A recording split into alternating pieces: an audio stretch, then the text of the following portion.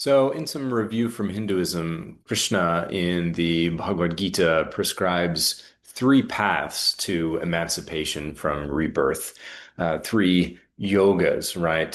So, these are three paths to enlightenment that are suited for different people on the basis of their personality, essentially, right? So, the sort of hardest of the three paths and the one that's suited only for a very select group of people is that of jnana yoga, the path of knowledge, people who are willing to become monks and to go out sort of socially isolated and to think about the nature of the divine and to achieve liberation independently that way. Karma yoga is the path of action, right? The path of accumulating good karma over a series of lifetimes to the point where you graduate out of samsara, the cycle of rebirth. Karma yoga is for people who are eager to live a worldly but righteous life. And so this is the path of action that Krishna prescribes specifically for Arjun in the Gita. Bhakti Yoga, you remember, is the path of emancipation, which occurs through the devotion to a single god or goddess, right? And it is a way of ego effacement because you're not thinking about yourself, but all of your attention is turned towards this god or goddess. And through these three paths, the yogas of the Bhagavad Gita, I think we can see a spectrum that really sort of defines religious attitudes in Hinduism, but also in Indian religions more broadly. It's a spectrum on the one hand of sort of religion and worldly life, right, as represented by karma yoga, or the idea that you can be a thoroughly good, moral, righteous person, but still do all of the things that ordinary people do. All right. You can still have a job. You can still have a family, right? You can still participate in worldly life in this way. That's kind of at one pole of the what we might call the continuum of dharma in Indian religions. And at the very opposite extreme is that of jnana yoga, or really a kind of socially isolated existence, right? And the path of renunciation, right? The path that is there for monks and nuns and for people who completely give up worldly life. They give up their possessions, they give up their family, they give up physical enjoyment, and they live a life of great sort of austerity and simplicity. And so this is something that applies not just to Hinduism. There are Hindu monks and nuns also, but to the next two religions that we're talking about, which are Jainism and Buddhism. Jainism and Buddhism fall much closer to the path of renunciation and austerity, right? So the sort of the opposite of the path of action while still living a worldly life. Um, You'll sometimes hear the phrase dharmic religions. It's kind of a popular phrase these days. And people will sometimes refer to the indigenous religions of the Indian subcontinent, Hinduism, Jainism, Buddhism, and Sikhism, as dharmic religions. Dharma, we're going to see, means something slightly different in each of these cases. I mean, it does mean duty, action, rules to follow. In the cases of Jainism and Buddhism, it's going to mean specifically the teachings of the founders of those religions, Mahavira in the case of Jainism, and the Buddha Gautama in the case of Buddhism. Hinduism, Jainism, Buddhism, very closely related to one another. You really can't talk about any of them independent of the others. You really have to talk about them all together in order to contextualize what each religion is saying because they are so closely related. Um, as native Indian religions, Jainism and Buddhism come out of North India about 2,500 years ago. They develop in a Hindu environment and then they take on their own characteristics over time. They share in the same goal with Hinduism, that is, escape from samsara, the wheel of rebirth.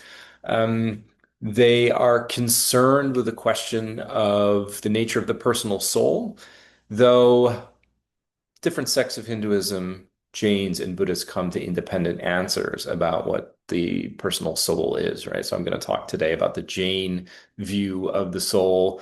As we'll see in future lessons, Buddhists are going to dispute the very coherence of the notion of a soul or an Atman. This is actually a hallmark of Buddhism, the doctrine of an-Atman or no self, right?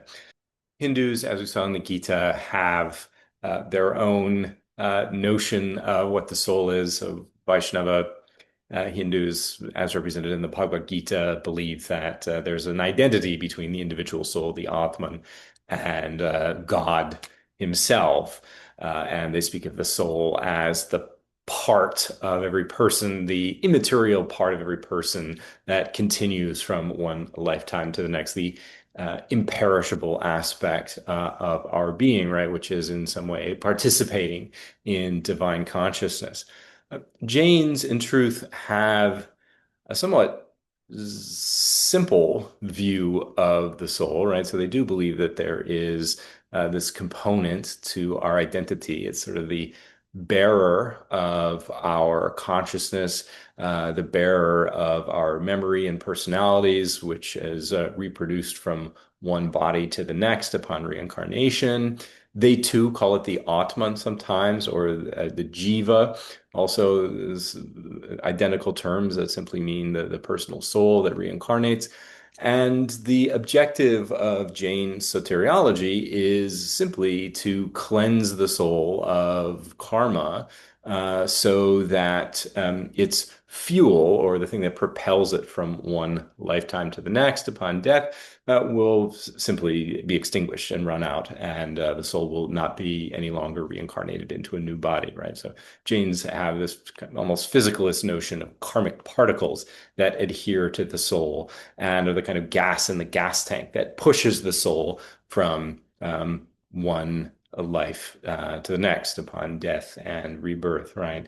And karmic particles are weighed differently, right? It's actually both good and bad karma, which adhere to the jiva, the atman, the soul for Jains, and keep it in the cycle of rebirth.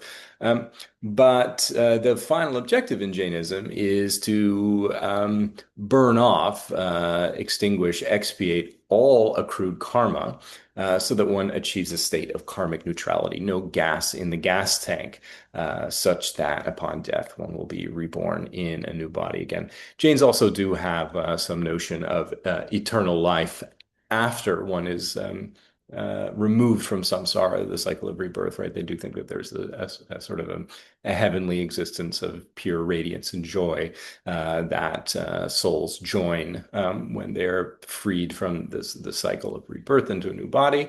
And again, that's something unique to Jainism as against Buddhism. Um, Buddhism and Jainism both are products of the mid first millennium BCE, this time of the formation of the Upanishads and classical Hindu theology that we discussed last week.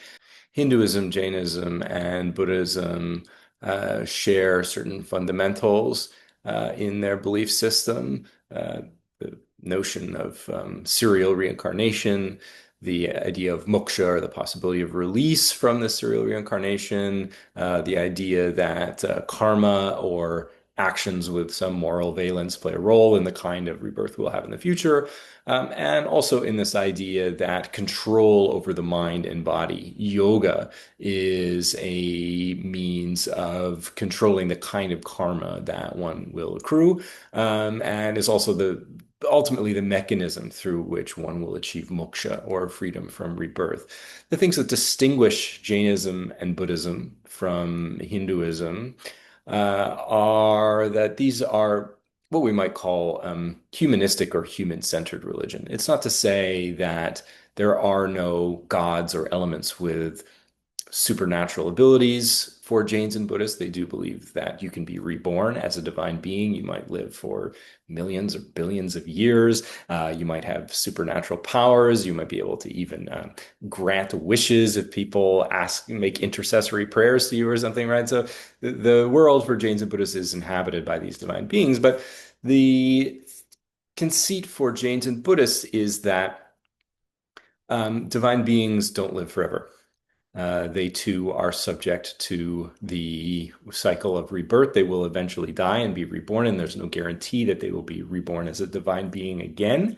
There is no eternal god or goddess for Jains and Buddhists. There is no god or goddess who is assigned as being the creator god, right? So there is no god or goddess there in the beginning. And there is the reason that you can call Jainism and Buddhism humanistic religions is that the founding figures of Jainism and Buddhism, Mahavira and the Buddha, were themselves humans. They were mortal people who lived a normal human lifespan. They weren't gods or goddesses. And you have in both Jainism and Buddhism this inversion of the image of human beings coming to God for answers, that you find in Hinduism, right? It's the gods who have the answers, the beings who come to them asking. But it's actually in Jainism and Buddhism, the gods who come to Mahavira and the Buddha seeking the path to emancipation. Right. So actually you see Mahavira and the Buddha preaching to the gods, right? So it's the gods where they're physically prostrating and worshiping Mahavira and the Buddha. So it's a complete reversal of the role of human divine relations that you have in Hinduism and, of course, other theistic religions as well. And at the end of the day, even though maybe gods can grant you wishes or things like that, the important stuff, I mean, the actual path to eventual rebirth, eventual freedom from rebirth for yourself is something that you have to do for yourself. This is about human effort, right? The Dharma, the teachings of Mahavira and the Buddha, which are the path to release, is something that you have to follow as an individual. So the divine intercession can only go so far, right? There is no God you can pray to that's going to get you to salvation or get you out of the cycle of rebirth. So that's very important. It's what makes Jainism and Buddhism very unique. Jains and Buddhists also distinguish themselves from Hindus in their rejection of the caste system. So something I'll talk more about when we discuss Buddhism. Jainism and Buddhism never became majority religions in India. Jainism has always been quite a small religion in India. Buddhism had a good run 2,000 years ago, but by the 11th century, Buddhism was actually almost completely extinguished from India. So they never overtook Hinduism as major religions, but they did have very lasting influences on Hinduism. I mean, the very notion of living your life as a monk or a nun, as a renouncer, is something that enters into Hinduism around the formation of the Sanghas or the monastic community of Jains and Buddhists in the mid-late first millennium BCE. The emphasis on nonviolence as a moral precept is something very fundamental to Jains and Buddhists, and something that comes into Hinduism around the time of Jainism and Buddhism, right? So the Vedas are really not very pacifistic texts. I mean, they're texts about warfare and achieving worldly success for yourself. Things like proscriptions against cow slaughter, some scholars believe, which is, a hallmark of Hinduism today. Some scholars believe is a product in Hinduism of the influence of Jain and Buddhist ideals of nonviolence. I'm not going to spend a huge amount of time discussing the biography of Mahavira because his biography is very close, actually, to that of Siddhartha Gautama, the Buddha, whom I'll give an account of next lecture. So Mahavira means the great conqueror, right? The one who has conquered the passions. He's sometimes called the Jinnah or the victor, which is the basis of the word Jain and the religion Jainism.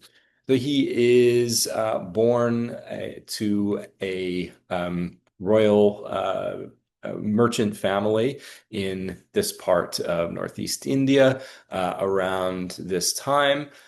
His parents themselves were actually worshippers of the previous Jinnah, the previous person to have achieved enlightenment and taught the Jain path, who lived a couple centuries earlier, Pashvanatha. Young Prince Vardhamana grew up seeing his parents practicing this religion of Jainism, right? His parents die when he's in his late 20s. They have accrued themselves this very large fortune, which Vardhamana is determined to give away and live his life in emulation of Parshvanatha, the previous enlightened teacher.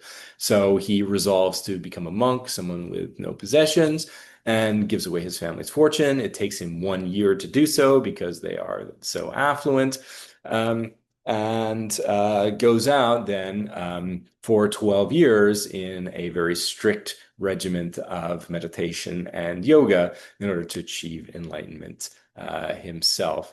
And Jains have a very sort of austere notion of how it is that you free yourself of karma. So it is necessary that you conquer the bodily passions, right? That you live a life of absolute simplicity. But Jains also think that you can actually burn off bad karma and even preempt the acquisition of new karma in the future by putting yourself through physical hardship that you're able to endure without a negative mental reaction, right? So this is kind of like a bit of a difficult concept, but it's the idea that you can experience intense physical discomfort, even like physical pain. And as long as your mind is able to abide in a state of equanimity or non-reaction, then this is actually the way by which you burn previous bad karma in Jainism. Um, and so during his 12 years of religious seeking, Vardhamana, in addition to eating very little, right, and not indulging in any physical pleasures, he intentionally like sleeps outside and gets rained on and gets sick. He's there meditating under trees, and little caterpillars and bugs will come and sting him. And he just says, well, I'm being stung. And I know that I'm being stung, and the sensation of stinging has arisen, and it will subside, right? And it's in doing that that you are able to empty the gas in your karmic gas tank. A difficult concept. What can we say about this? Well, it is the case that, as strange as this might sound, it is the case that there are some people with localized forms of brain damage. Um, who it's not that their neurology is damaged. They know if they're feeling physical pain, right? If someone's pinching them or something like that. But they say that they can recognize this pain, but it doesn't bother them. So people who are, can be subjected even to very intense physical pain. Who are not disturbed by it. And so this is the case of people who have had their brains physically altered. But there are also famous cases of people who endure, well, physical discomfort of the most extreme sort, but remain in a state of seeming equanimity. And the archaic example of this is Thich Quang Duc, this Vietnamese Buddhist monk who, in an act of political protest in 1963, poured gas over himself and lit himself on fire on the streets of Saigon and just sat there in meditative posture while he, self-immolated, right? So as sort of like difficult as it might be for most of us, non-meditators and people who are not very far advanced on the Jain path to come to terms with this. I mean, it does seem that some people are able to do this, abide in equanimity at a different level. So it's after these 12 years of austerity, his final act of self-purification, that Vardhamana achieves nirvana, enlightenment, liberation. Nirvana, a word shared by Jains and Buddhists, the name, of course, of a famous grunge rock band from the 1990s, but a word in Sanskrit which simply means blowing out in the way that you would blow out a candle. So the blowing nirvana, the blowing out of what? Well, you have blown out all of your karma, right? So there's not going to be any more gas in the gas tank to push you over into a new rebirth once you've achieved nirvana. And you also have no more kama or desire for physical pleasure or fulfillment, right? Kama is really that thing that leads to the kinds of actions through which you acquire karma. And so, without any more karma, right, once your mind is completely pacified and stilled, you're not going to be acquiring any more karma in the duration of your life after nirvana. And so, there's not going to be any, once you die, you're not going to be reborn, at least in any sort of physical form thereafter, right? Um, there are two major sects of Jainism today. Um, the most Jains are belong to the Shvetambara sect. Shvetambara means wearing white, white clad. Um, and the story of Vardhamana's renunciation is that he was given by Indra this white robe when he finally went forth from his parents' mansion to begin his 12-year sojourn. And that 6 years in, he'd become so unattached to all material possessions, including his singular material possession of his white robe, that when he was walking through the woods, the robe got snagged on a branch and he just kept walking and the robe came off. And so he lived the next 6 years of his religious journey wearing no clothes at all. The Digambar are the minority sect of Jains. The monks of the Digambar sect are clad in sky. They wear only the sky. That is their birthday suit. That is, they wear there's nothing at all. So there are actually only a few hundred Digambar monks in India today, but they're real kind of superstars of renunciation, and everyone, Jains and others alike, sort of recognize these people as the real, the most hardcore monastics, right? If we're talking about the spectrum of Indian religions from worldly to austere, the Digambara monks are the most austere, right? They literally have nothing. So they're hardcore, right? Then the Shvetambara monks look to the first 6 years of Mahavira's as their precedent for the way that they dress, and they still retain at least clothes. And the Digambar say that right, they represent these last 6 years of Mahavira's life when he was an absolute renouncer. Right? He had absolutely no material possessions. Um, the way that you rid yourself of karma is to be mindful to the kinds of actions that produced the worst kind of karma, or the largest karmic particles, the karmic particles that adhere to you and keep you in the cycle of rebirth for the longest amount of time. Not all karma is created equal. The worst kind of karma that you can get, the kind of karma that keeps you in samsara the longest, is karma that you accrue through acts of violence in thought, speech, or action, right? So violence isn't just a physical kind, but it can also be, you can be insulting to others, right? You can have violent thoughts. These are all sources of negative karma. And because violence is the worst kind of karma, the first moral precept of Jainism is the commandment of absolute non-violence, ahimsa.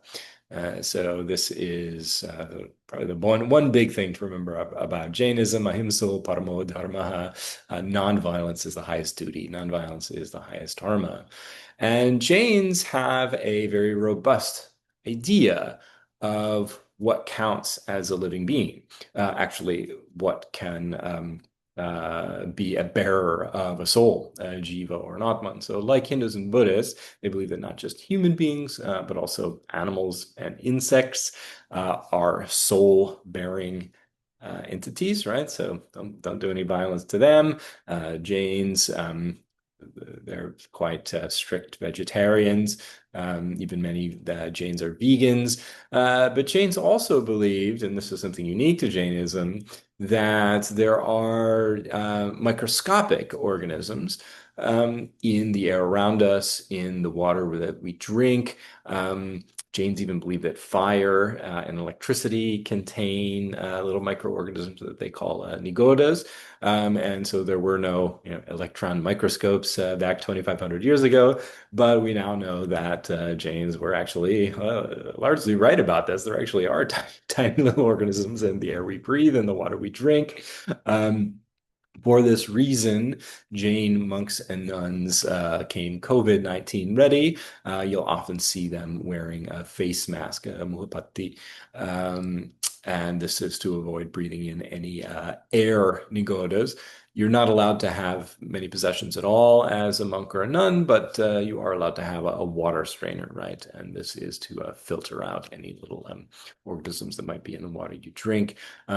This is a ceremonial version of it, but you also sometimes see Jain monks and nuns carrying brooms. And when they walk outside, they'll use the broom to sweep the path ahead of them to make sure that they're not stepping on any little critters. Um, Jains also, uniquely, again, this is something that Hindus and Buddhists don't believe, but Jains do. Jains also believe that plants are soul-bearing organisms, right? That you can be actually reincarnated as a plant. And the most strict Jain monks won't even pick a piece of fruit off a tree. They'll wait for it to fruit to fall down before they eat it, because they think that even in plucking an apple off a tree, you're committing an act of violence. You're actually harming the tree, right? So that's, a very sort of extreme. But still, many Jains I know also avoid eating root vegetables. When you have plants that when you cultivate, you have to take the whole plant out of the ground. So things like carrots and potatoes and onions and garlic, they even avoid eating those. Um, what can we say about this? For those of you who have some memories of a 10th grade biology class, we're learning more and more about ways in which plants actually do have forms of consciousness and forms of communication to one another. Is very interesting. As some of you might have read about this thing called mycelial networks, or the fact that in many forests, the roots of trees, in addition to becoming intertwined with each other, are connected by mycelium, or the networks of fungus that mushrooms grow out of when conditions are right, right? So there's not always mushrooms growing on the forest floor, but these sort of mushroom roots, or the fungal network that produces them, is always present there. It's always down there a few inches beneath the surface of the soil.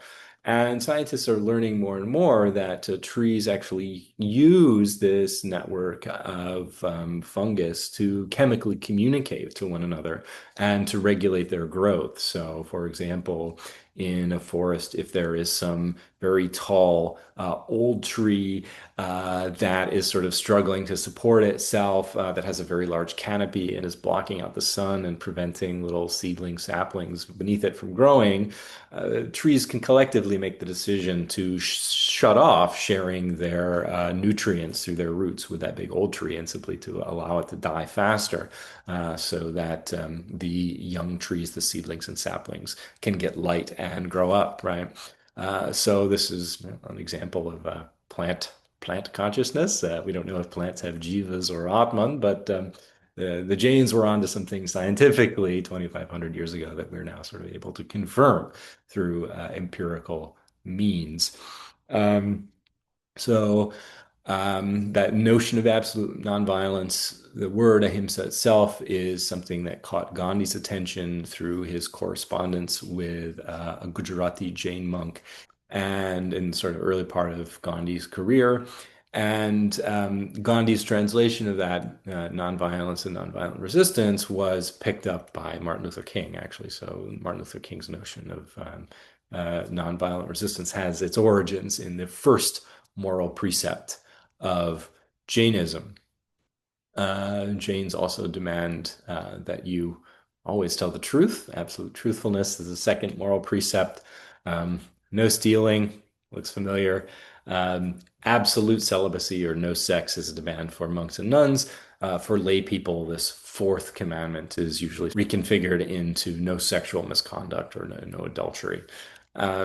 And the fifth precept is that of non-possession, aparigraha, which literally means not grasping on to something. And this is the case both for material possessions, right? So for lay people, okay, lay people have houses and jobs and money, but you're not supposed to be attached to it, right? Like if you lose it, you're not supposed to feel a sense of loss or grief over the loss of a material possession. But also for Jains, importantly, non-grasping is also non-grasping ideologically, right? So you can also get very attached to ideas, ideologies, whatever they are, something political, sports team, and Jains think that that kind of cognitive grasping is also a kind of attachment. That fifth precept of non-possession is something meant both for material possessions and also something meant cognitively grasping about ideas. Um, because of their proscriptions against violence, Jains in India historically gravitated towards jobs where they were least likely to physically harm any living beings. And this meant jobs that were inside, where you're not moving around a lot. Jobs where like animal husbandry, obviously animal slaughter, agriculture, if you're out in the rice paddy fields tromping around, you might be stepping on some bugs. Those jobs Janes gave up and sort of moved into white collar jobs. Many became merchants. Jains are very predominant in gold and gem trade, really throughout the Indian Ocean world, banking. And in medieval and early modern India, also government administration. Jains were very important in North Indian government administration in the early modern period as well. And the long-term result of this vocational choice was that Jains are today one of the wealthiest religious groups in the world, actually. So they're a very sort of tiny religious group. There's 4 or 5 million of them in the world, but they are very financially successful, both in India, where they are the wealthiest religion of any, and globally in diaspora. There are hundreds of thousands of Jains who live elsewhere in the world and who are very financially successful there. This is just a photo from the last field trip I took with some students to the Jain Society for Tampa Bay. Um, so, um, yes, and I'll leave a link in the description below for a short documentary that I usually show in class where you can learn a little bit more about Jainism.